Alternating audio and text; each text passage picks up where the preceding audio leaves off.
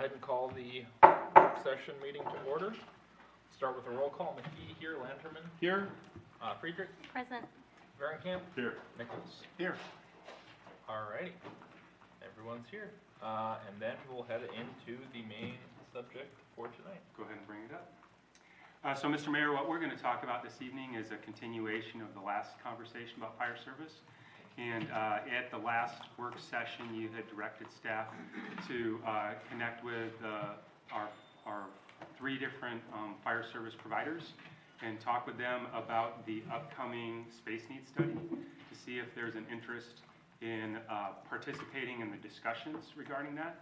And later this evening, that's when council will make a decision about the consultant for the space needs. And so that was the timing of that conversation. Also, as we're continuing the conversation to unpack the previous work that was done with the ESCI study in 2018 and then the recommendations from the subcommittee in 2019, there's been some guidance that, hey, what do we do with this? We have the Central East area gap of service, and so it seemed apropos as we're talking about the space needs study and the proposed potential locations if there were a fire service building. Also to include this as a solution to potentially address that gap. I also want to reiterate for the record that, and it's said on the meetings that we had with each of the departments, that there is at this time no desire or intention for Corcoran to have its own fire department. And I just want to be on record that should council decide to do that, I'm not the person to help you do that.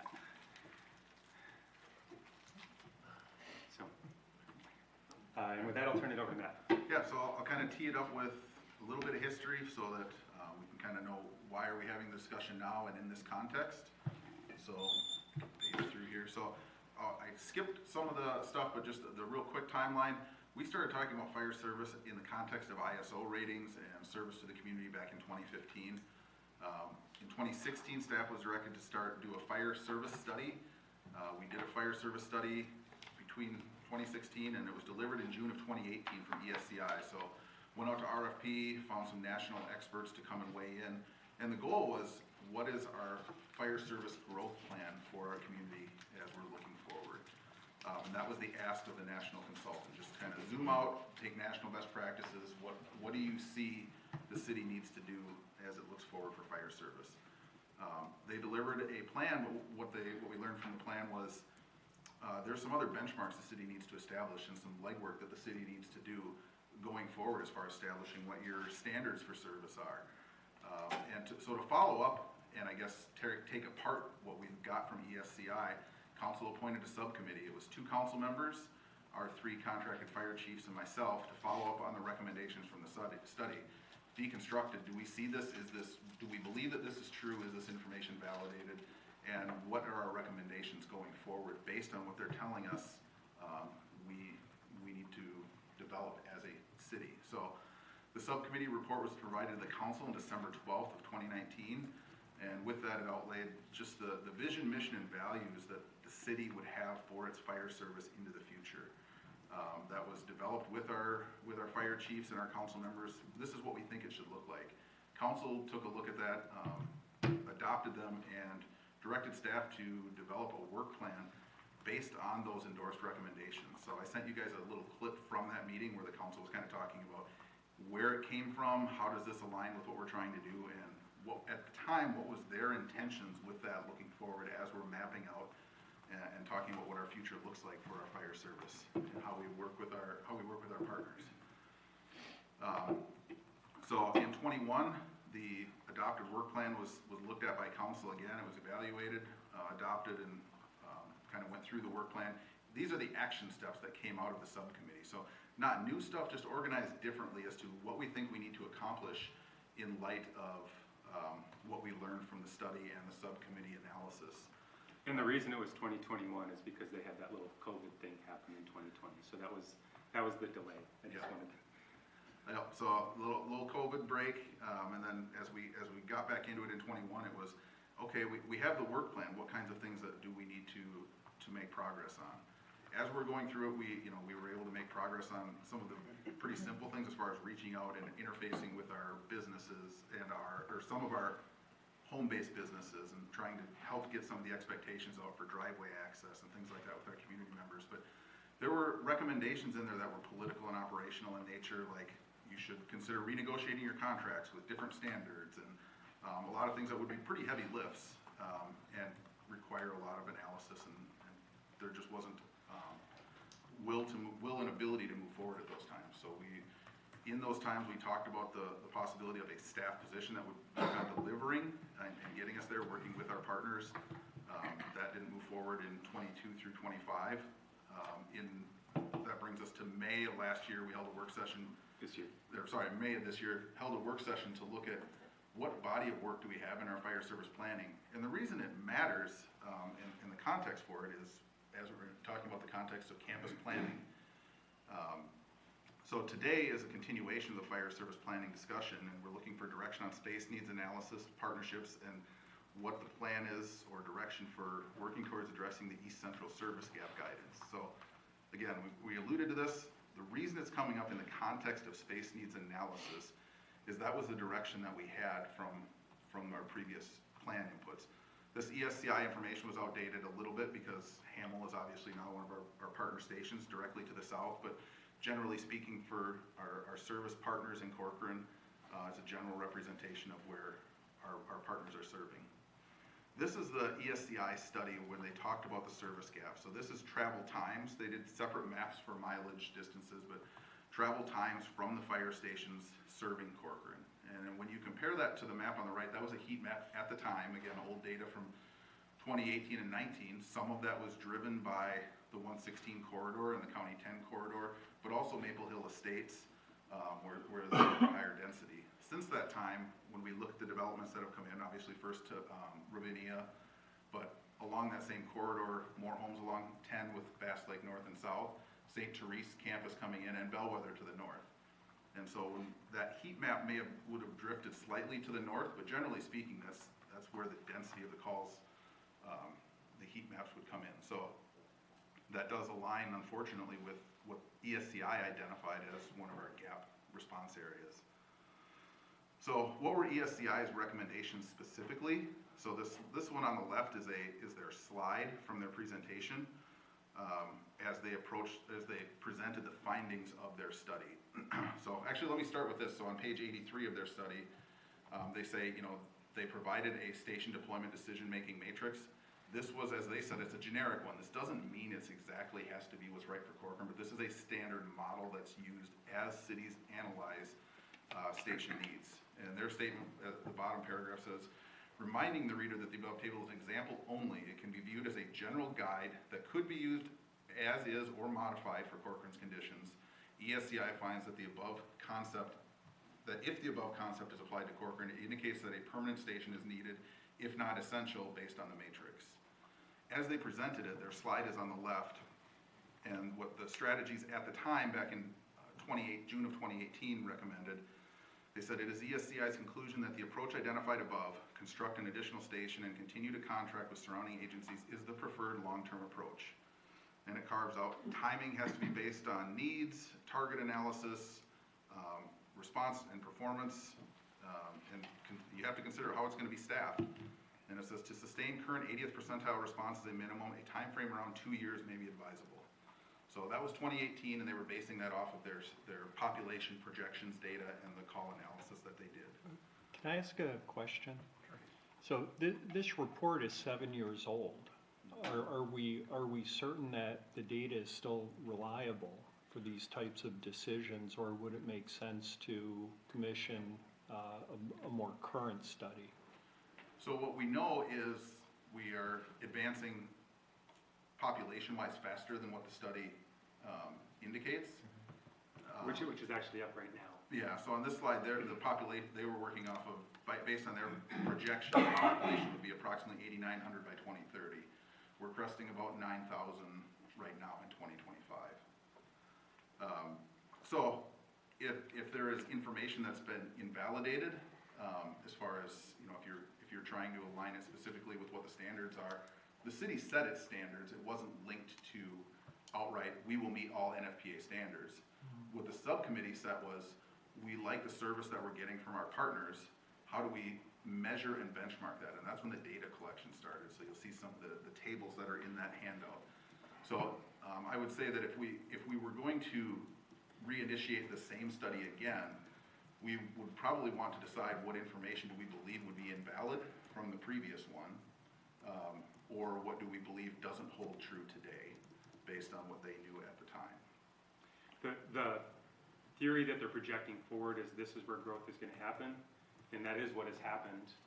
We just haven't moved on it within the first 2 years as they had recommended. And so to Matt's point, this was paid for by a grant. In order for us to qualify for a grant like that, we would have to demonstrate that something had significantly changed than what was projected. We're actually moving along the glide path that they had projected for us, just a lot faster than what they projected. Like Matt said, 2030 was the projected date. We've already passed that in 2025. In the area where they said this is an area of concern. I would agree. I think that's the only thing, knowing from the old study, that's potentially changes that we've just grown faster. Okay. Can I ask a quick question? Would it be helpful for us to have, I know that one of our fire districts they're doing a fire study. Would it be helpful if we were a part of that study? Like either by district or overall, like a city like this is where a firehouse should be placed? Well, Or- it would depend on what our future plans for fire service are, and I think that's where we need some direction. So one of the questions as they were talking about a fire study was, how much of your city do you want included? And the answer is, well, it depends. The current district or the whole city would be an option, but they can't do two different studies based on our needs to analyze their entire service area, and that's a reasonable position. So as we're outlining expectations, we have to know how our service intends to change if we're going to try and fold in what we're doing with how that overlays with what their planning efforts are. And in this case, the driver behind it was the reality that we're past our space needs. The renovations that occurred were supposed to be 3 to 5 years. We're past that. We don't have any space. So we have to do something for our civic campus, and that's why this is a strategic opportunity. So if council's direction were table the fire conversation in order to study it more, that's something council could choose. It's just recognizing that you're giving up the strategic opportunity to potentially build a campus now, and there's economy of scale. So if that would be a desire, I heard Chief Lure say it this morning, fire service is never going to be cheaper than it is today. It's only going to get more expensive.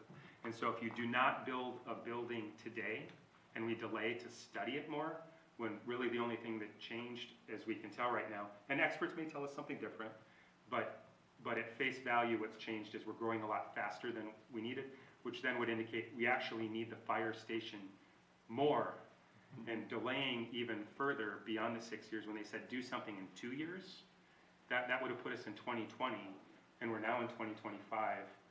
Can we afford to hit pause and study it again as costs continue to rise and the concerns that are driving it? So it's a strategic opportunity. We can study it more, but we're going to miss this opportunity because we have to do something about a civic campus. And the city likely is not going to go it alone. We need our partners for that Absolutely. conversation as we have to include our tactical experts and operational experts as part of that conversation, which was part of the outreach to the departments of, hey, we have to talk about big conversations about meeting our plan and our recommendations. So I'll get through this, and then hopefully we can kind of zoom out and talk about what does this mean, or are there new approaches? Can I ask one more question just before we move on? Do we know right now, like, can each of our fire districts support the areas that they have right now without having another firehouse? So this gap area is one of the challenges. They're providing support in there, but to your own testimony in previous conversations, some of the impact of that is distance. Saw some really good feedback in terms of some solutions to try and address that with duty crews this morning. So that addresses response time. So there may be other tactical decisions. The strategic decision that we do need to make is, do we want to do something with the fire station? And if we don't, we still have to have the conversation, or even if we do, we still have to have the conversation about the central east service area gap. I feel like our need to have a municipal center is, I don't want to be forced to make a decision on a firehouse along with the municipal center, since we don't know completely if that's where it's going to be with what those 5 potential locations could be. So for me, I look at it and I say, if I know that our fire services are covered right now, it makes sense for us to do a municipal center because we do need that. But I don't want to be forced to make something just because it's a strategic decision and that's the best thing to do right now. Because there's a whole bunch of money that we're talking about that Absolutely. that would be a concern of mine, I guess. So I would point out that the recommendation from the national experts was that we do something by 2020. And we haven't. They said build a station by 2020. At the 10-116 intersection is where they recommended was the area.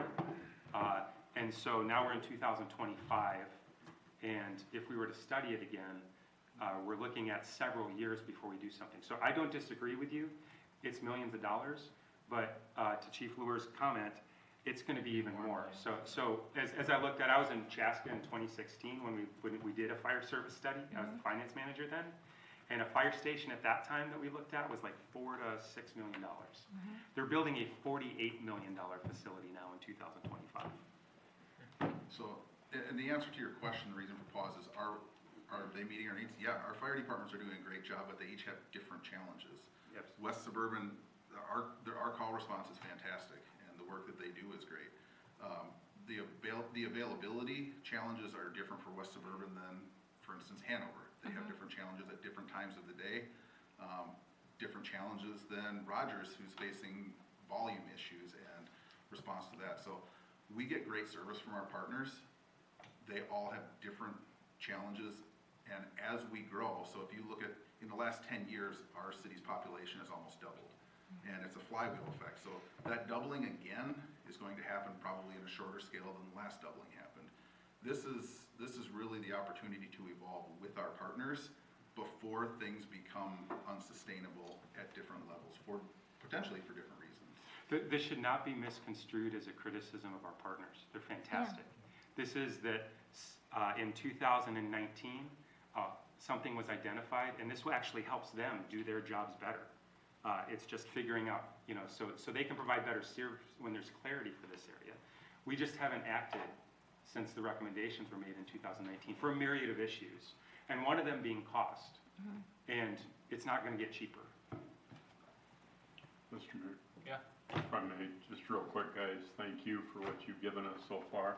Each and every one of you guys, the rest of your families, the rest of your families at your fire stations and stuff, please thank them for me, and I believe everybody else up here too. And in my mind, these are the experts. I don't think we need anybody else to weigh in. I think we paid a pretty decent premium for this information, but these are the experts that we need. When we continually talk about a campus, I would really like to talk about it in a more segmented way instead of one central campus. If you may, bear with me just a little bit. A campus in my mind is, I think, too big for our community the way it is right now. I think a campus where everything is centralized, everything is one big building to the tune of excess of $50 million, I think was the number back a few years ago when I joined on the council. I think we don't have that, and probably will never get it until at least we hit 35,000, 40,000 people in my mind. So when we talk campus, when we talk needs and stuff, obviously space needs for our administration and everything that's been going on well there. Another obvious priority is we need a location in this general vicinity for fast response on whoever the partner or partners are going to be. Who's going to staff it? The volunteer side of things is falling off in every community out here. If nobody knows, I was heavily involved in Maple Grove and building the 5 departments there over from 1987 until we left in 2007, and part of the long-range improvement plans, the plans to buy equipment and replace equipment, all of that stuff. So I'm smarter than I look when it comes to some of this stuff. okay? But we have experts here, it sounds like we're communicating better than what has been previously, or people are listening more to each other and stuff. I would really like a fire station, not as part of a general centralized campus, but a standalone building. That's what I would love to see. But again, to staff it, to equip it, to all of those things, we need a whole bunch of people involved in that. So thank you. So this space needs isn't saying a civic campus, all one. Yeah. It's identifying what our requirements are, and that's why we do need people that would consider that to help us understand what would be needed for Yeah. those spaces. I'm not a firefighter. I've wanted to play one when I was a kid, Yeah. but When we were up in League of Minnesota Cities, I spent a significant amount of time with one of the people that has built stations and such. And I'm trying to remember their name, but the most so recent the one. good news is that the contract that's coming before you, they have built a significant number of the fire stations in the Okay. metro area. And so the people who help us analyze the data so that you can make decisions Yeah. based on the requirements, that's the do that we're doing. And if Matt can get back to finishing the slides, that's just setting the Okay. table. That's why we're having the discussion. Cool. Is because, to your point, we need to know what we need so that then we can make good decisions about the timing of it based upon the requirements, the cost, the availability of resources. Yeah. We don't have all that data yet. What we know is in 2019, some experts provided information, or 2018, you need a station in 2 years, and we haven't built one. And so it's appropriate for us to say, all right, if we're gonna build one, what does it look like? And then we can talk about where. I And then we can assume talk it about- was the same company that you guys are talking about and stuff. The example I was gonna use was, I believe in 2023, they completed the one up in Monticello. Is that either 6 or 8 days, too deep, was to the tune of $4.5 million. That's just to build the station. That has nothing to do with the equipment. And the equipment, I think, I don't know if I'll get any head shakes or not, is exponentially more than the building. I saw 1.5 million for a new engine today. New engines, a buck and a half. And then in Yeah. terms of good stewardship, I mean, to give a Yeah. shout out to West Suburban, they just did a rehab, 268 grand. It's gonna give another 10 years on a piece of equipment. That's the kind of creative Y'all- solutions. y'all got But we pretty need to good know what the equipment, requirements but, are before we can. So we've glanced off some Cool. of the information Thanks, that I want to get to in here. So the ESCI information, what they found in 2018 was finding the current response performance at the 80th percentile in the context of NFPA standards is marginal in some areas then. It was recommended the city seek construction of a fire station within a time frame of 2 years. And it goes into exactly as you talked about, how it will be staffed needs to be a consideration. How, Can I ask real quick, Matt, why it wasn't started in 2020? Why it wasn't built? so. I wasn't here. So I COVID was happened. here in town, but I wasn't here. So after this, council didn't take this at face value, so I'm getting into that, after the ESCI Go study. ahead. Thanks. Yeah, so it was said, they recommend having a combination of qualified responders and partnering with our partners to meet those needs. So, but council taking the ESCI study said, we want our own experts to look at this information, and our experts are our 3 fire chiefs, along with 2 council members. So Councilor Dejewski, Councilor Bodema, at the time Chief Feist, Chief Luer, and Chief Malwicki met, and we pulled the information out of the ESCI study and the takeaways were, get a common operating platform for how we track our response time and our data. So we established what the functional response time was. Looked at what does the city want to be true for its fire service going forward. And a lot of that was looking at what we were doing at the time, because there was a lot of appreciation for the service that we were getting from our partners. I do want to interject quick. The work that they put on this is incredible, as I've heard about it. Like, it wasn't one work session. As I found out, Oh, was yeah, chiefs no, it got was together. It was a laborious process, almost weekly, at least monthly. So there was a lot of sweat equity invested in this plan. Yeah, so it was about 1.5 years of meetings with our fire chiefs saying, okay, what does this look like? And what are the recommendations coming out of that group to meet the needs for the future? How do we mitigate the demands so that our departments are successful and our city is successful in meeting those, so that they can be aligned in how we do that. And getting back to the topic of facility as it relates to why we're having this conversation, the subcommittee, what the subcommittee found was that the information in the SCI study was validated based on what we learned from the partners.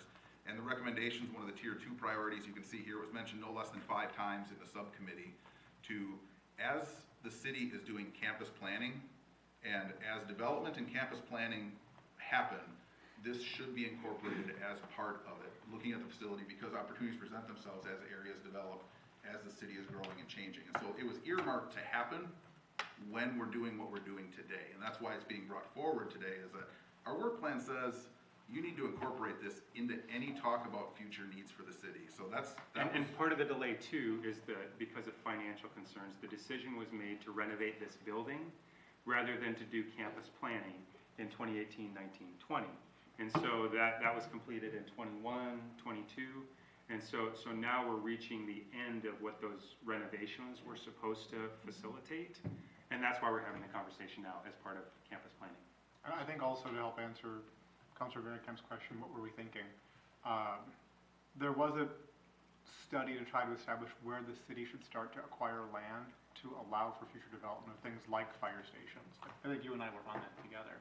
Yeah, I'm trying to remember that far back, I'm getting old. Yeah, Jessica was the administrator at the time, so it was a couple of years back. And we had those challenges, besides COVID, the changes in administrators, all that stuff, a lot of this got lost in the shuffles and stuff. Well, I think easily explainable. It's expensive. That's come up many times. And so trying to be good stewards of the public trust, the decision was made to renovate this building and get more life out of it. And I think we've gotten as much life out of it as we can. We don't have somebody that can come in and give us a $286,000 rehab so we can get 10 more years, like a fire engine. I wish we did. We can't put a pole shed out there for $286,000 and then put 10 trucks. You have a really nice barn. We could have an extension. Yeah, it won't hold an engine, sorry. We'll call it Son the of a ends. gun. So the work plan on our local experts, you guys have the whole documents, it's in the binder, but it was, referenced there 5 times, that this was the time when we're looking at facilities, we need to have this conversation. Again, when the work plan came out of the subcommittee recommendations, it was 2 of the top 5. Incorporate options for facilities and equipment placement within the service gap areas, opportunities become available through development and campus planning, along with begin planning for the addition of a new fire station to address the service area gap, considerations of forecasting demand, development opportunities, and financial planning. So in the ESCI study, based on the travel times from the current departments, their recommendation was to focus on something near the 10 and 116 corridor based on meeting the response times. Again, that they incorporated or essentially kind of rolled in some station study analysis at the time of, okay, if you do follow recommendation number 2 of a fire station with, staffed by partners, this at the time is where they were recommending based on both primarily the service area, travel time gap, but also the heat map that you guys saw earlier. Whereabouts, Matt, is 116 and 10 on that map? Right where the dot is. Yep. Okay. And so, for everybody's awareness, the space needs study is looking at 5 properties. 3 of those properties already have stuff on them and wouldn't really, 2 of them wouldn't move the needle on this. One is, we're also looking at our public works requirements. So one of the spaces that they're looking at is what the requirements are for public works out in 19 and what's capability. The old Kane Road building, is there anything that we can do with that? Is there any value there for that space? This building itself, what's possible here, what's its assessed value? And then we currently own 2 properties that have enough acreage with upland that we could do something on them. What is just north on 116, towards the Dorothy Shetty property. And then the other one is the northern part, the 19.7 acres of the Rockford Schools property that we parted that would be adjacent to what's currently happening with our park project. And so they're looking at those 5 spaces, the 116 property here and the 10 adjacent to 10 property, the Rockford property, would both impact this. And how, those would be details. But regardless of where it is, it's important for us to get the scope of what space do you need, and then we could find out would it even fit.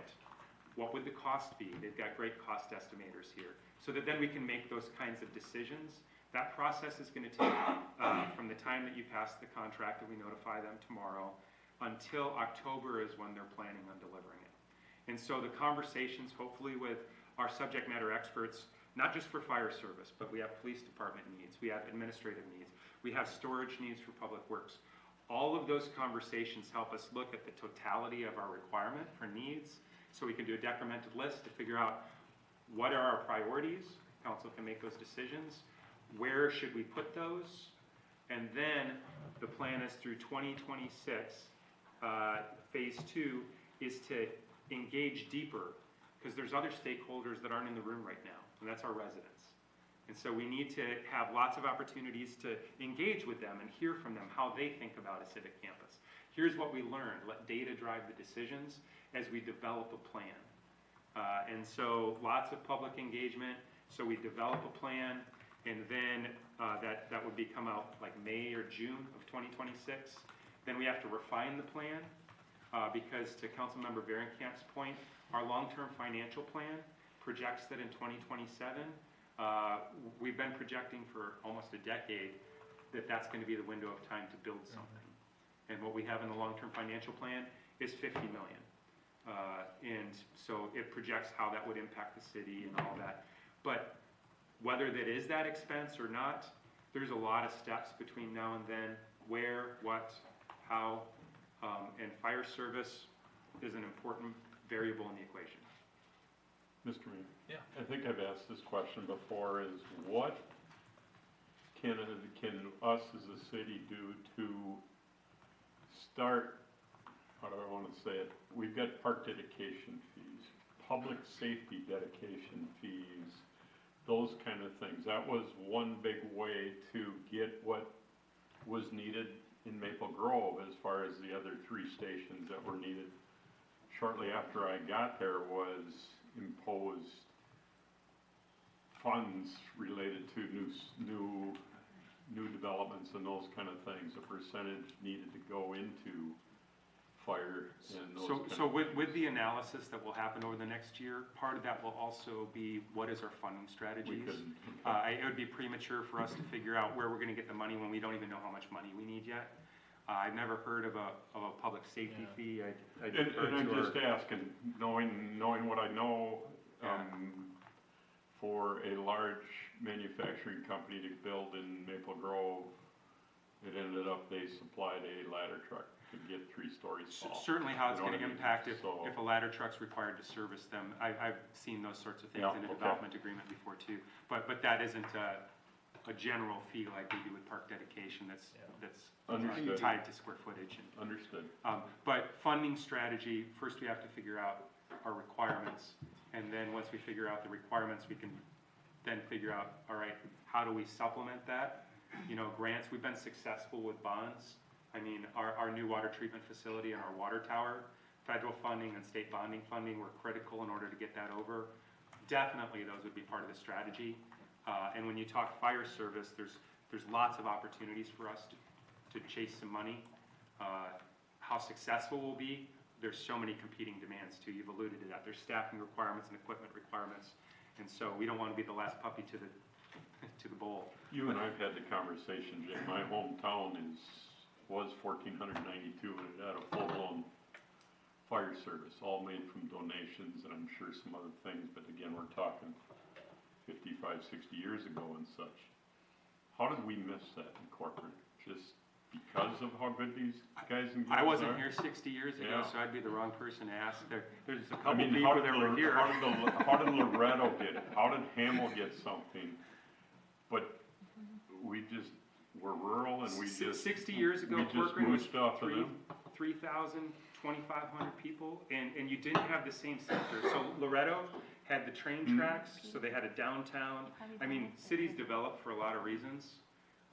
Patrick Corcoran came here, thought it was cool, convinced some people to join them, and they started farming. Yeah. That's not a way to build fire stations. Well, it's similar to, you know, if you look at Wayzata and Osseo, your school districts are after the small little burgs that they started in, and then the large cities happened around them, so. Yeah, we don't have any of those available things either. We So don't have it's post office, same as post offices, same with school districts and fire stations.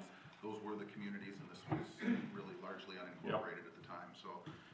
Thanks. We kind of laid it out, this is Indulging. why we're talking about it now, this is the context that we're talking about it in. And, you know, as we talk about the service demands, I mentioned this in the work session, but if you took Corcoran's 2024 call numbers in an aggregate, was about 219 calls for service between our three providers. That clocks in the top 25% of calls for service of all fire departments in the state. So there's 700 and some fire departments, we would come in at like 172 on that list on total call volume as a city. So it gives you some insight as to the load that our partners are carrying.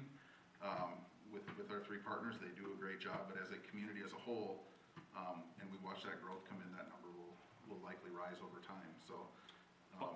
Also, a conversation that came up today in terms of call, not just call volume, but also what the source or the need for calls are. What was discussed at the quarterly meeting this morning was the North ambulance service and the service that it's providing to the community is not meeting the need. Just saw some astounding response numbers. But as a result, our police department and our partners are picking that up. And so their call volume, if you look at, is significantly higher, but the percentage of them that are medical related is huge.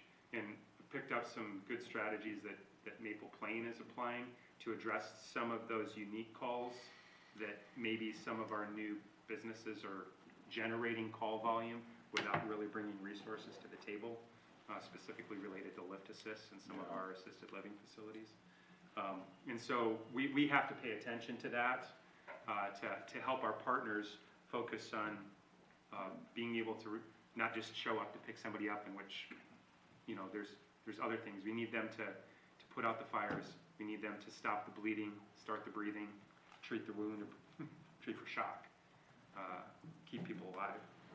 So as we look at it, I mean, you know, if we do end up addressing this gap and following through with that's an evolution of our service. That could mean things look differently, and that was reaching out to our partners to say, who wants to be part of this conversation about things, you know, how our service evolves to meet our community's needs. And that was really the only ask of the departments at the time was, do you want to be part of talking about how this goes, or is your organization saying, we're good supporting you now, but this is not part of it's part of your future, but not part of ours. And there's no wrong answer from our partners, but it was meant to solicit interest and bring them to the table ahead of time before the city isn't going to go and do something without them or without having those conversations. So it was important to you know, focus the council on, is this part of the scope of the space needs, and what partners want to be at the table for that analysis, or is it not?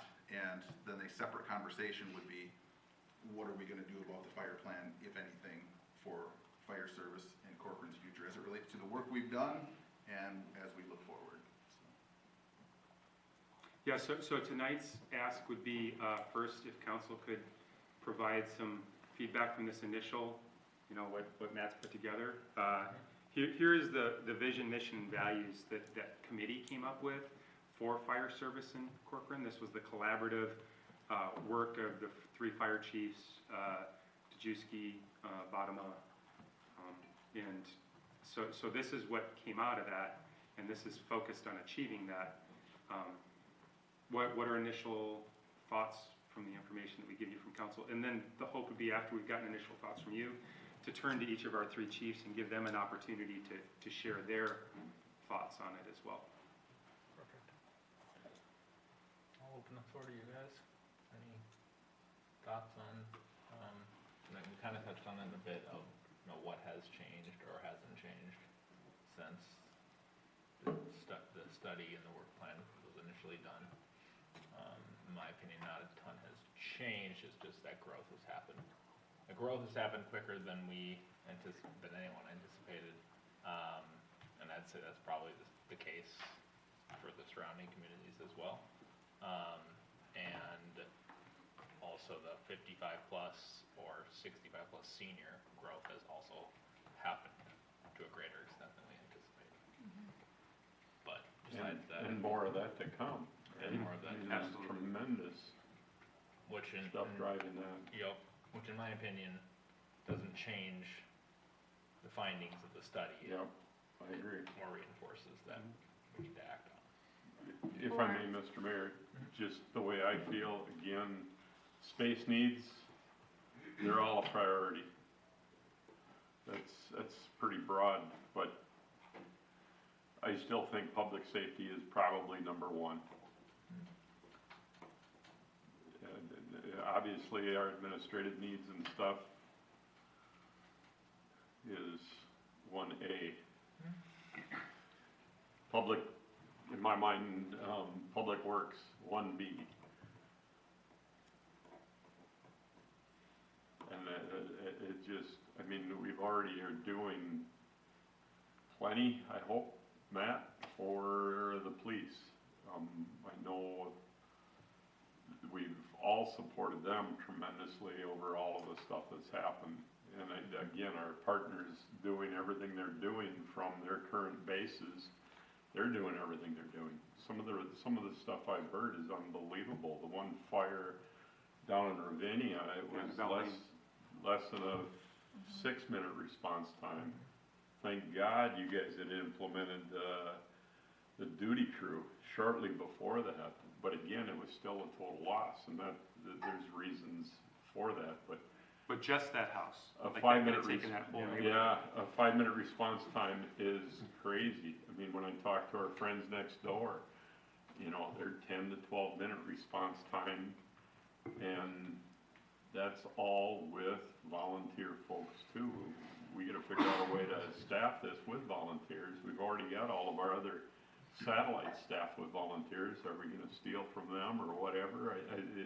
It's a huge commitment to just say I'll volunteer, but it still takes 6 to 8 months for you finally able to put your own boots on and straps over your shoulders and everything there. It's a huge, huge commitment. So again, the space needs number one. A civic campus, you guys know how I feel. I think it needs to be segmented, but we'll wait for more information to come back from the group that's doing it. I don't think we can wait a long time for a station in this general vicinity. That's my thoughts. But again, there's a lot to go into just doing that, so. For sure. And I agree with that last part, that I think we need to act sooner than later. As Jay said and Chief Lure said earlier today, that costs are only going up for this type of stuff, most type of stuff. Can we set cubicles up in one of the bays and grow into that before we, there's just so many things. I don't think that'll meet the new OSHA standards. No, I wouldn't. That's a whole nother conversation. Yep. Our wonderful friends at OSHA. But again, thank them for making this job safer than it ever has been, but some might be overkill. Anyone else? I agree. I'm on board with that too. Think about that. So my takeaway from feedback from council is right now there remains a desire to move forward with as part of our civic campus study to have a fire service component. But not attached. We're not talking attached to the So they're not in the planning phase. Okay. They're in the needs assessment. Gotcha. This is space needs assessment. Yeah. okay, Those will be other discussions. farther down. the road. Yeah, so between now and October, it helps you understand square footage, and within that square footage, based upon, so if you're doing duty crews, you need dormitory areas, you need some other requirements. So it helps spell out what that kind of stuff does. It doesn't dedicate where, it doesn't dedicate how you build it, and then that becomes the conversations going into 2026 as we develop a plan. This is developing the data that's driving the need, decremented how we want to slice that need, and then based upon guidance from you with what needs we want to focus, and we start to develop a plan for how to focus on those. So, any other feedback before we turn it over to our partners for their feedback? Okay, so if we could invite our partners in alphabetical order, that's the easiest and fairest way to do it. So I believe that would put Hanover first. Dave, want to invite you, and if you could come up and just want to get your impression on what you've heard. You know, it's a lot of information, but then also, as we're going to have a space needs study for the discussion, is there a desire to be part of that discussion right now? Or is there too much going on that with the volatility of operations or availability of resources, it doesn't make sense? Whatever the feedback might be. Mr. Mayor, may I ask First you, of all, I want to thank you guys for can I ask the him job a you question do real quick? and for constantly supporting the fire service. Thank you. So the question is do we want to be part of the partnership, this Hanover? We will sit in, we will listen, we will provide whatever expertise I can give you. But until we really get down to the nuts and bolts about what it is, what you're looking for out of Hanover to help provide service, I can't make that commitment being, I am the fire chief, but I am not the community or the council member. So if I can clarify, Chief, also for everybody, there's not a desire for a commitment to, we're not putting a ring on it right now. And what I just heard you say, you want to be part of the discussion. That is correct. Yeah, so that's all we're asking for right now, is do you want to be part of the We enjoy discussion? providing service to Corcoran. We feel we do a fairly decent, if not a fantastic job for you.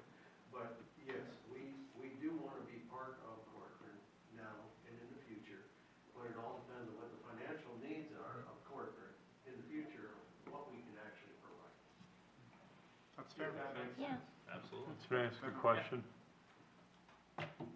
How's your driveway in front of your fire department? Oh, yeah, you know how that is. I know how it is. Did you guys have any input into that with Wright County and stuff? Yes, we did. They're dropping down so we can get out and go left or right. Gonna be That's not gonna be a problem. gonna be satisfactory for you guys? Yes. How'd you do that? How did I do what? Get the county to listen. It's not He's in Wright County. It's not happening, yeah. That's what I'm asking. How did he get their county to listen? I talked to the ex-mayor and I talked with the engineer that Okay. was helping provide service on that. Everything you guys do is wonderful. I try to get over there for all your pancake dinners and everything else, and I might be incognito, but, Yeah, you got a good bunch, you got a good family over there, as do the rest of y'all, so. yeah, But- I am very pleased with what we have. But what a mess. Yes. Any other questions? Thank you, Chief Thank Milwaukee. you. And again, this was just want to be at the table for this discussion. We've got to figure out the next part. Between now and October, I'll have details available here soon on how the contractor's going to identify when we're going to have the fire service conversation. Make sure that it works with your schedule. Okay, so next, R comes before W. Is it bad that I had to go through the Oh, I alphabet? thought we were going by names. Good evening, mayors and members of council. Thank you for continued support, as Chief Malwicki said. Rogers is interested in the conversation and will stay involved in that so long as it's a mutually beneficial arrangement and solution. So we're committed to that discussion until we can kind of see, to Chief Malwicki's point, where this is going, what the financial needs would be, staffing needs, things like that. Thank you very much. Thank you. Thank you. Mr. Mayor, may I ask a question quick? I'm sorry, I might be too deep in everything else going. Is there conversations about another station in Rogers? There South, is. on the south side towards Fletcher or whatever? I mean, Yeah, that's the area that you're kind of growing in, right? Yeah, currently in the 2030 Okay. CIP, there's a land acquisition scheduled, well, actually, I believe it's next year, the land acquisition. 2032 is when it's penciled in for a station, basically at 116 in Valley View. Okay, If that occurs, I'm not sure. I presented a number of solutions Okay. that may negate the need for that based on current locations with staff instead of non-staff. So at some point, is it cheaper to build? Understood. Another $16 million station and 4 more fire trucks or hire a couple people. So the other question, how are you guys dealing with No, let me go with really simple, and I'm sorry I'm getting off on this, but, how many trains go through Rogers a day? How much does it affect you guys? Doesn't affect you much, Not really. but it's still kind of a concern that you've got nothing south of the railroad tracks. Yeah, I mean, yes, but with our crossing locations, I mean, the chance that all three of those would be You get blocked. 3, never mind. Thanks for answering. Cool, I forgot you get 3 of them. Chief, I could, Cool. quick feedback, I came from Shakopee, and they were planning a third station when I started there too, and the conversation that you're just having, they actually walked away from the third station and went with duty crews. And so I don't know if you've had conversations, and I know that's the staffing solution and that, but they just had that conversation within the last 3 years when I was there, and concluded that the building wasn't worth it, and invested in people instead. Yeah, it's, we still may, with that, may need to relocate something slightly further east, but that would be a relocate Station 1 probably. It's too early to really say, but it is penciled in to have a third station. That is an anticipated need at some point, or staffing or something.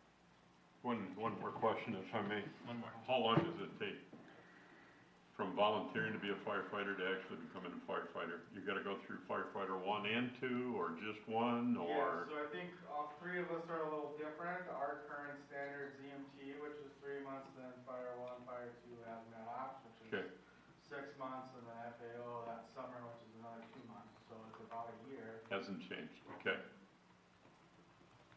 Cool. Thank you, Chief. Thanks. Should. West Suburban? Chief Blair? All right, well, I probably don't have a lot because they've pretty much taken everything, but we are interested in partnering with you. Thanks for your support over the year. One caveat I will say is, and I've told this, I've been very, Corcoran has needed a station for quite some time, and I've told Matt that we've talked about this, so this is great to hear that you're looking at doing something, because I've been a proponent of Corcoran needing a station for quite some time, but yes, we are interested. We will stay in, as long as, until more details come, obviously, but as Jay said, this is mostly about the, the analysis on the station, so. Thank you, Can I Chief. ask Chief Lure a question? Sure. How's your future hopes for a new station coming? Here, No, over in Loretto. so, we're doing a station study as kind of. Is it coming? a little bit. Okay, We're doing a station study in 2026 to see where our station should be placed within our fire district. Okay. We're currently 50 square miles. McLean is coming with us at the end of the year, hopefully. All That'll right. put us 72 square miles, so obviously we need to figure out exactly where we need. You think of 72 square mile, that's 2 Corcorans. So we want to make sure we place them in the right area. almost 3 Corcorans, yeah. So, thank you. Thank you for everything you've done on your equipment and buildings that you have. Thank the family again. You're all one big one, but a whole bunch of brothers, sisters, aunts and uncles, all kinds of stuff going on in our 3 departments. So for the council and for all the chiefs, once I link up with who's going to be our contractor with the space needs, we should have a detailed schedule so we can provide and have conversations on your availability for the discussion so that we can get that scheduled. So that will be, and it will happen as far as that details pretty fast. I would suspect being able to share that with you next week, communicate back with you next week. I'll commit right now, I will fund it if I win the lottery. Is that okay? It's on the record. Yep, on the record. Put that as Our Make sure attorney- that- make sure our that's in the attorney minutes. is that- Is that something I can say? I'm asking. You can do whatever you want if you win the lottery with it. I'm just saying. We'll take it. Well, Mr. Mayor, that was the big rock for this evening's, that was the big rock for this evening's conversation, was to get that information out, to understand it. The second one, is there any additional guidance in the near term or desires for the reality of this gap? So we're talking about the future facility needs, but then the reality of this gap, is there any other guidance in terms of, we continue to have this conversation, but as far as direction for moving a particular direction. Is there anything that you would like us to consider? That, you know, is it time to, again, do a subcommittee to look at attacking that specific problem? Is it, okay, we're gonna accept the status quo and we'll focus on the fire station? What is the Would be guidance? opposed to the subcommittee looking at that narrow, At the more east narrow thing. central Yeah, area, just to yeah? see what feasible options there are. So, potentially a subcommittee, is that what you're saying, Mr. Mayor? That's what Again, I think we've got experts here. The one expert that we did have on the council, Latimer, is chosen to do something different and stuff. Maybe But, he'd be a resident consultant. Could be. But he'll probably say no. I don't think so. I don't think so either. Would he jump on it? That'd be cool. And then, not to bring up bad feelings, thoughts, or anything, and please, nothing negative towards our friends in the audience here. Has there been a conversation on more interaction between us and our neighbors to the west? It's Greenfield? Greenfield doesn't have a East, fire department. other west. I was gonna say. Other west, east. The last time was that I think they were approached officially was during, I think it was a couple years after the study. The question was, Yeah. ask Maple Grove if they have any interest in further engagement with our community. And at the time, the answer was they had no interest. They said, Yeah. we're happy to support you and happy to help you, but we are not interested in contracting. I think the last time that question was asked was probably early 2020s, maybe 22 at the latest was probably the last time that it was even just a question asked, and it was pretty quick at the time. So one thing that I have heard in terms of Maple Grove's present capabilities, I've heard this from Chief Luer, and so they're having challenges meeting their present needs. So as far as a conversation, I know two of our partners are already having conversations with them about how to help support their needs. And so it might be apropos to say like, okay, you know, as you're talking this whole area, I heard Chief Luer say that the future is going to be collaborative partnerships. Yep. And so talking to any potential collaborative partner seems wise, especially with limited resources like people. How are you doing the people? And they just, as I understand it, they're doing a fire study. I think they just approved it. Last meeting. Okay, I knew they were having, it was coming up. And so they're having the conversation about fire service.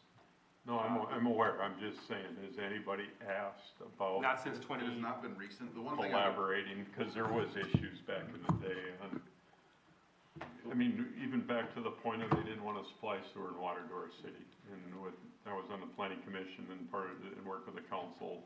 We got that opened up, and one thing I would say thank is that God we got Ravinia supply, Bellwether supply, all these things, but fire is. as we talk about exploring partnerships or subcommittees, if there's a subcommittee, I would ask of the council to have very explicit marching orders.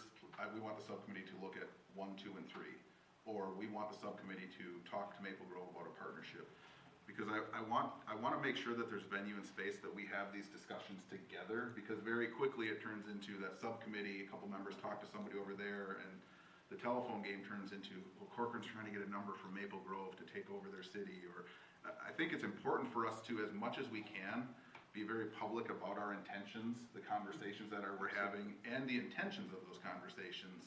And that's what I'm asking. Right. I'd rather, instead of a subcommittee doing all that asking and such, is you are public safety director, whatever we design or whatever we do, I'd rather it come straight from, I mean, there's 4 people in here right now that are doing our public safety support and stuff. I'd rather come from, is there a way that any of these can help out the others and stuff? Right now, that everybody's kind of, the closer you get east, the more self-centered they are. The further you come up this way, the more open they are. So if this is acceptable, what I hear you saying, and if there's a consensus, that would be helpful feedback, is I could engage your city administrator, and that would really be a helpful gauge on, is there interest? And then if there's interest, then it comes down. And if there's like absolutely no interest, I can provide you that feedback, that Just, yeah, Yeah. we don't want to have a conversation fine. right now, then there's not. That'd be Oh. fine, then I'd say the next step, either way, would then be identifying potential at least short-term solutions to close that gap. So to Matt's point, I think it's helpful to drive back specifically to work plan goals. Yep. So that then we have metrics to determine how successful we're being on achieving those goals. So like right now, the fact that we're pursuing one of the goals as part of campus planning, that's OEA 2. That helps us. And so we'll go back and look at one of those, so we tie it specifically to a goal, so it doesn't look like we're just willy-nilly running around doing something. It's tied to something that is got some directed outcomes. So with that in mind, like that's a conversation I can have with Heidi here soon based on her availability. If there is a desire, how would you want us to proceed with that? Because also those start getting traction really fast, and so we don't have another work session planned right now for fire services. This was initial guidance because until we get the feedback for the space needs study, that's when we're going to come back, except for this other conversation about the area. Is this we want to start solving this service area and having more conversations about it immediately?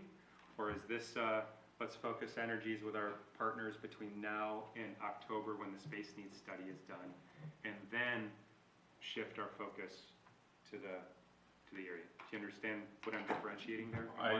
I already probably know the answer from the east and stuff. I think it's get everybody on the same page here, and what do we need, and then at some point, who's gonna be able to support it? That's what time's up. Clarity? That's just me. I think you've got a room full of experts here, and to involve others is probably a mistake, knowing how these gentlemen and ladies are. Well, I think for due diligence, it doesn't hurt to ask the question. Ask it, but I would still, with what we have, the players we have and stuff, come back in October. But also our partners have made it clear that they can't meet their own needs right now, and so they're seeking help from some of them, is my understanding. And if I'm speaking out of school, I apologize. No, you, go ahead. Yeah, not necessarily. I mean, they're in a growth phase right now. I will say, to the immediate needs, I don't remember who said that, since the area Rogers covers is the closest to them, they are in our initial box alarm for fire response already. So you're already getting a fire truck from them immediately for fire calls. It's just they're not helping with that medical time. So just to bring some clarity. Oh, to that's that, helpful yes, feedback. Okay. They're already kind of in the game a little bit, so. Do we talk to our ambulance service and stuff, and what are they doing to get It's So- tough. the support So the two, to lift and go? I guess I already know the answer to that one. Punch bowl. I confirm with Patrick that if there's a structure fire, Maple Grove is rolling trucks. I mean, Y'all there's- are there in a heartbeat, I know. We have good relationships with all of our neighbors, and from the medical part, they've been trying to get better for a long time, and we're still seeing the struggles. I think, depends on who you ask when. The last conversation I had, they said staffing's a lot better. I haven't seen that play out. I know it was on Pioneer Trail, we had CPR, and it was an ambulance coming out of Waconia, and Yeah, I mean, we're looking at some substantial wait times, and Jeff shared some stories this morning at their meeting of other ones where we're waiting a half hour for an ambulance, and we shouldn't be. About the only thing we can do with ambulances to build a little base that they can be in, but it doesn't. and I'm hearing guarantee the them same being there. thing, Matt. My daughter is a 911 dispatcher, and her biggest issue, she tells me, is they just aren't getting assistance in those medical lifts, the ambulance side, those kind of things. And as she has told me, she puts out a fire call, and it's like, there's 20 people sitting at stations all ready to jump in the truck and go put out a fire. I mean, thank y'all again very much, but her biggest concern is when she's got a medical and nobody responds. Other Well, than, Chief shared a medical. other It's than just a s- police, other than Yeah. fire, the ones that have the drugs and everything else to help the people, it's taking longer. Chief Lewis shared a story this morning that should be really concerning to all of you. And that was in Medina at a McDonald's, a child was injured. Took 27 minutes and 16 seconds for an ambulance from Princeton to come. He talked about how he knew it was from Princeton because it had a big deer guard on it. Yeah, but, but, I know which one you're talking about. but all of the other locals had been called off. And then it should be shocking to us too, they gave a warning that during the 4th of July weekend, he said, just be aware, there is gonna be no ambulance service for your area.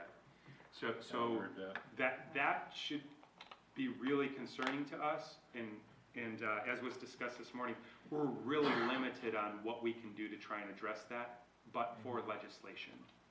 And so when we have opportunities Yeah. with our electeds in the state representatives and state senate, those are really important topics of discussion with public safety as number one priority. Because ambulances aren't here. What would the state be able to do about it? So the E EMSRB board is essentially, I know there was some legislation that changed it about a year ago, the makeup of it, but it's essentially privatized. So the hospitals have service areas. They're not willing to give up service areas that their primary response, and they've drifted, as a business model, drifted away from ambulance service because it's also, as a business, not always profitable. So they support the need as they're required to by the district, but there's not a huge incentive for them to invest heavily in that either, because that's not where the financial incentives lie in a private business. And that's what, as local government, we've raised issue with for a long time, saying if we can do better or need better for our service, we should have a voice in this service provision. And we've been held out of that in meaningful ways of that conversation. Now, I don't know the details of the legislation a year ago that they did tweak the makeup of the MSRB, but it's really, I mean, we show up and we provide patient care, but when you talk about transport and to where the statutory authority designated by that board and the boundaries that are laid out by that board, we can't change that on our own. And the private stakeholders are reluctant to give up that authority or power. I will say, I think we have historically, we've had a good working relationship with our medical director when we've talked about trying to roll out things like, when we brought on Narcan and EpiPens and some of the more prescriptive type stuff. So I think from that standpoint, they have worked with us in that regard, but as far as transport or changing boundaries or some of those care things, I haven't seen any movement on, and I'd take feedback if our partner saw something different than that. I'd just like to comment on that the ambulances are there, but they're tied up with lower priority calls, meaning that they're not available for the life safety call when it comes in. And the ambulance services are getting better at mutual aiding with each other for service, but the low priority calls are still what's eating up the ambulance service. And again, those folks are heroes also, it's just their direction that they get is. How much, if we're still talking, okay to keep talking, how much are you guys able to support the first aid and all of that stuff? I mean, y'all are first responders as far as medical or not? Most of you are? And then our police is the same thing. It's just What are the throwing them in a limitations? gurney and taking them down is a whole Well, I different. think part of the issues that we run into is, as we talk about the delay in ambulance service, we're on call, on scene longer. And so, Yeah. the limitations, like when we talk about for the fire service, but also in the police service, if we only have one officer on, or even two officers on, we ran into where we had 2 or 3 officers tied up last night on calls for service. A medical comes in, if we're tied up, it's call concurrency, that's the issue. And the limitations, that gets exacerbated the longer we're held on calls, being able to backfill to cover the rest of the service area and also concurrency within our community. So I think that's the immediate one. That's, in my opinion, where we're seeing it's not more, eventually the ambulances get there, but sometimes it's long after it's effective. We say it would've been a lot better if you were here 20 minutes ago. Yeah. But in terms of, if a police officer's on site, they're trained, Yep. they don't have all the same equipment. what limitations exist for a patient getting care from a police officer or a firefighter that they could get if an ambulance were there? It depends on which officer. So our police officers vary between first responders. We have some EMTs, same thing with the fire responders that are there, which is different than paramedics. So it talks, as you talk about medical care that's provided, we now have, our fire departments have a Lucas device. We have a Lucas device in the police department. So we have AEDs, we have Lucas devices, but when you start talking pushing drugs or when you start getting to more of some of the advanced stuff, it starts getting, has to be more, it's more scrutinized under the direction of a doctor and the ambulance service. So I'd say once you start getting beyond the basic care, and feel free if you guys have different distinguishing features in your agency, feel free to chime in, but that's kind of where we're seeing it, is that the advanced stages of care, and the transport and getting them under the You knife. can't bring them in, right? We don't transport. So I think the distinction that Chief Malwicki made was really helpful. So the most important medical resource that we have is not always attributed to the most pressing medical need. So you have a lower level need that's preoccupying the resource, and then we have response, but they don't have all the capabilities to meet the medical need. Yeah. And so it's meeting the need with the resource at the right time. That transport is going to pay the hospital. Quite frankly, there's no question that bill is going to be paid, and there's a chance if they respond to an emergency call, there's a chance they might get paid. So they're taking the sure money when it's there. Not to be crude, but. Yeah, no, that's a good way of saying it. There's very limited money now with all the state.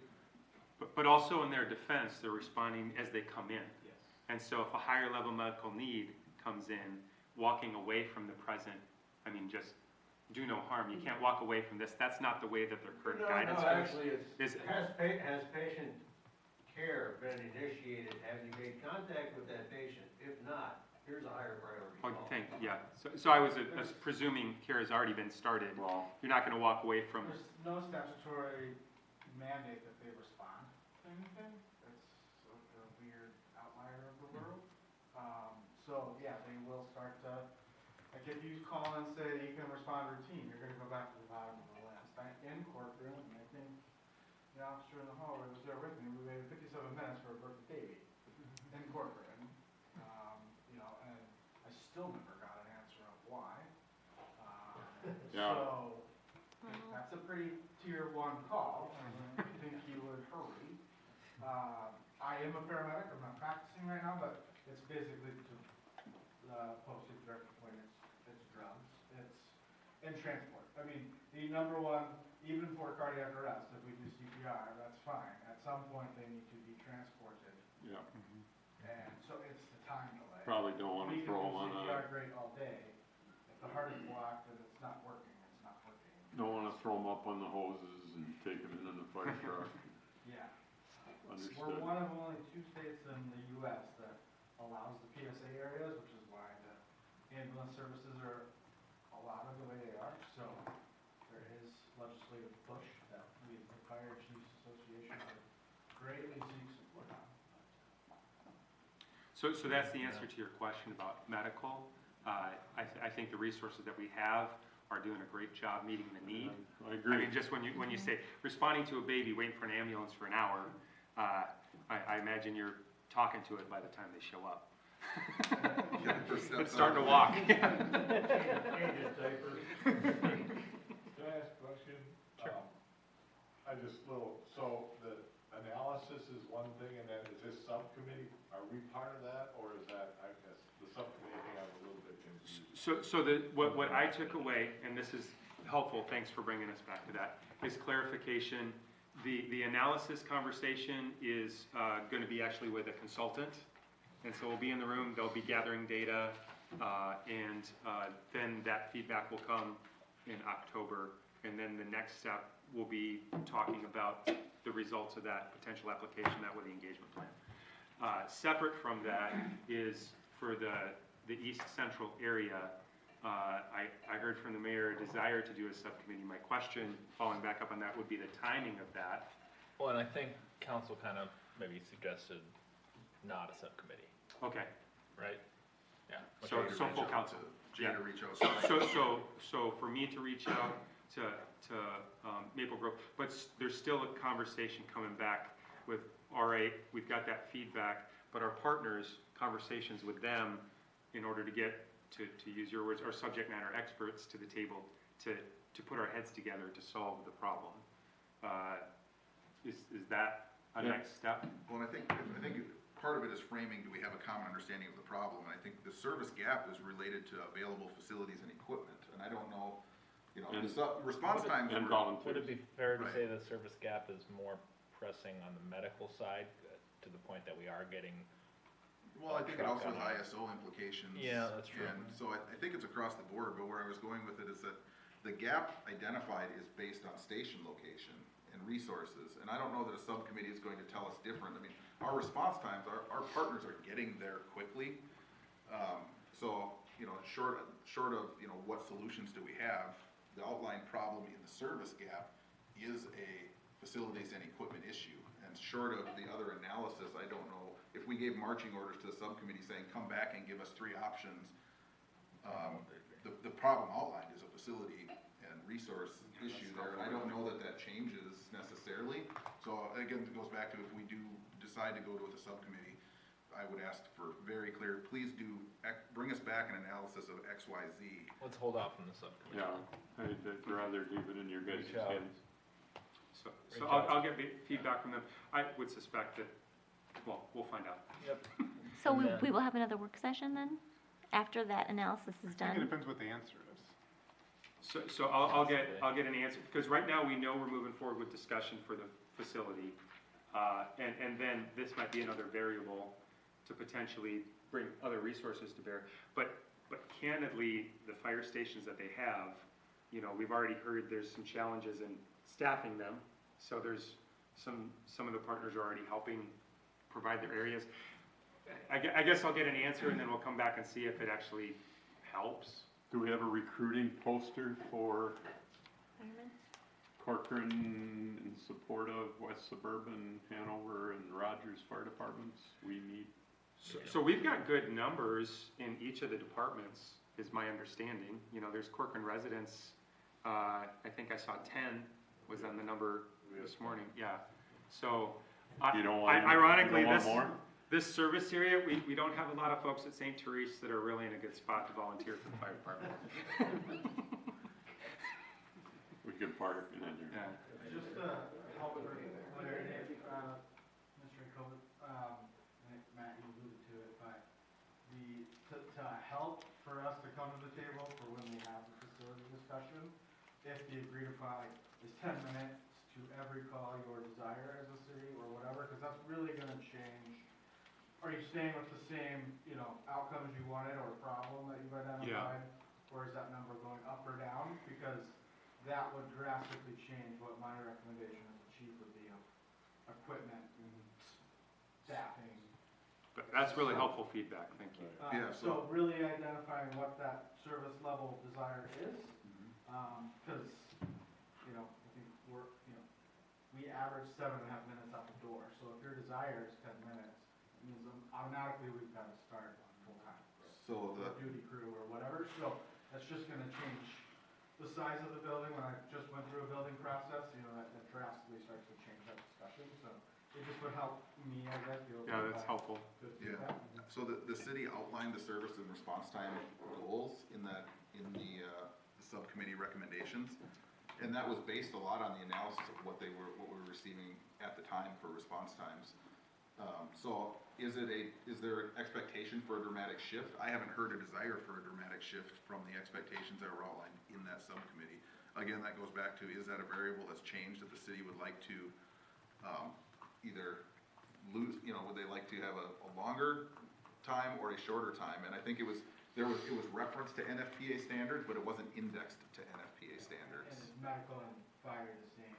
And that was outlined in that as well, that there was a differentiation between there, which is one of the reasons why we started tracking how we track call times. And Right, I just wanted, that would really help, because that is gonna drastically change what I would say is needed, just from building a station recently. Yeah. Yeah. So. Thanks for bringing that up. I think what I've heard from council and also very happy with the service that we're getting from our partners. And those 3 partners help shape the standards that were established in the recommendation. And so there's not a desire at this time to deviate from the standards, just to ensure that we're able to meet those standards in this particular service area. Is that Which goes fair? back to having a facility. Yeah, which then would tie to the facility. Yeah, so this, not changing the standards, just recognizing that this is gonna help us meet the standards better in that service area. So if you do open up, it's in the binder in the email, there's page 11 on the subcommittee recommendations. I just wanted to make sure that we're self-starting. Yeah, I appreciate you fleshing that out so that we don't all of a sudden, hey, what standards are we trying to achieve? That's a helpful clarification. Chief Lowe? Just one thing, this is more of a comment on it. I think the time frame of this building that we're talking about, that could drive a little bit of the service level in that area, if that makes sense. Flesh that out for me. So, I mean, let's say this building don't get built for 3, 4, 5 years. Because, you know, they're not gonna put it up tomorrow. As you continually are building, there's more service call levels. So I think the service level, it might be explained this wrong, but there's gonna be more calls for service. So that may change how we provide service that area, even though there's not a building in place. Is that kind of? Yeah, that was my comment about that's the second part of the conversation. Right. So the timing of the building is gonna solve it long-term. Right. Near term, we are at some point gonna have to have a conversation of, until we have the building. And then even when we do get the building, I mean, this is the first step. When I'm not working here anymore, we're gonna have, you and I had that conversation about, as Corcoran continues to build out, what's the next step? This is just trying to fulfill the recommendations from the last service study with the current MUSA. And with the next comp plan, if the MUSA changes, depending on what happens in a lot of different areas, that's going to change hotspots, and this is the first move. So I agree with you. And trucks are 3, 4 years out now. Yeah. My truck is 4 years out, so that's part of the thinking process also. Right. To get vehicles and stuff. In the training pipeline, you just said a minimum of a year before you get somebody from I'm interested to I can help. I heard Orno selling trucks. It's a whole nother conversation. Too soon. You may wanna reach out. You gotta know, you gotta know. Cora, though. You may wanna reach out to Maple Grove, because I do know there is frequent turnover of their vehicles I'm trying to remember what I helped set up. But I mean, a lot of their Life trucks, cycle replacement is pretty a lot of their trucks are 25,000 miles, and you rebuild all the pumps and everything else. And there's been some small rural communities that have gotten some pretty good vehicles. It's a whole nother option. Well, I think we've accomplished what we needed from council today. Thank you. I think this was productive and helpful. And then next steps, I will reach out to our partners when I've got clarity about the space needs timeline and provide that to you. And then I will also reach out to our neighbors to the east just to get their feedback on, I mean, it'll be interesting what's driving their, get a better understanding what's driving their understanding of their fire service study. Is there anything else that you have for staff?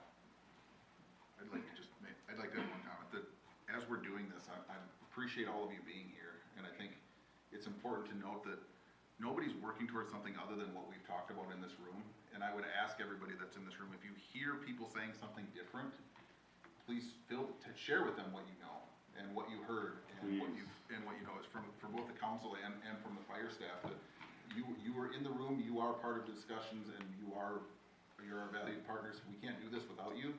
So please help spread the right information, and if they don't believe you, come to City Hall, and we're happy to talk, but I really believe that the more conversations we can have with the people in the room at the same time, the more helpful it is for making sure that everyone is of the same understanding of the information, because one person can have the same conversation 3 times and it gets received differently. It's not intentional, it's not malicious, but there's a lot of people that care a lot about their community and their fire service, and we want to make sure that people have the right information. So please help be stewards of accurate information if you hear something other than that. Yeah, my comments about not building a fire department is because during the rodeo, I had multiple people come up and aggressively ask me why we were building a fire department. And I just want to make it clear to everybody, my beard's already white. And my hair's gone away. I've had some of the same conversations. I can see.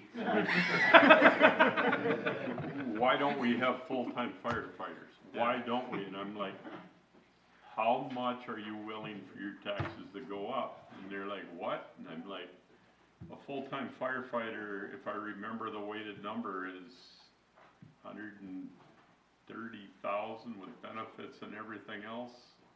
How many of those are you gonna be able to support? And like I said, if I win a lottery, our problems are solved. I can get a building Even built in then, a couple of finding months.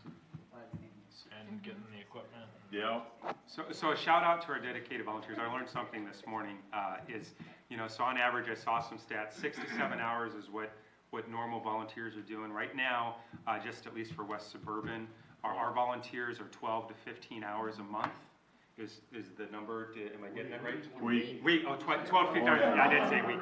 Sorry, my bad. 6 to 7 hours a week versus reality is 12 to 15 hours a week. That's a big commitment that's impacting families. And so there's service above self is just notable. We could not have the public safety priority we have in our community without all the people that are stepping up to the plate. And their in all the families departments. supporting And the you. sacrifices I they mean, make. you're out for dinner and your alarm goes off. Either those folks get a really cool friend at the restaurant to take them home, or they're gonna have a good night at the restaurant waiting for you to come back and get them. So thank your direct families too, please.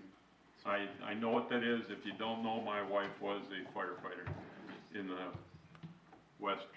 eastern suburb to here, and loved every minute of it, but was a huge commitment. So thank you guys. Alrighty, That's all staff has, Mr. Mayor, unless there's something else. sounds good. And with that, if there's nothing else, I will entertain a motion to adjourn. So moved. Second. Second. You get to pick. All those in favor say aye. Aye.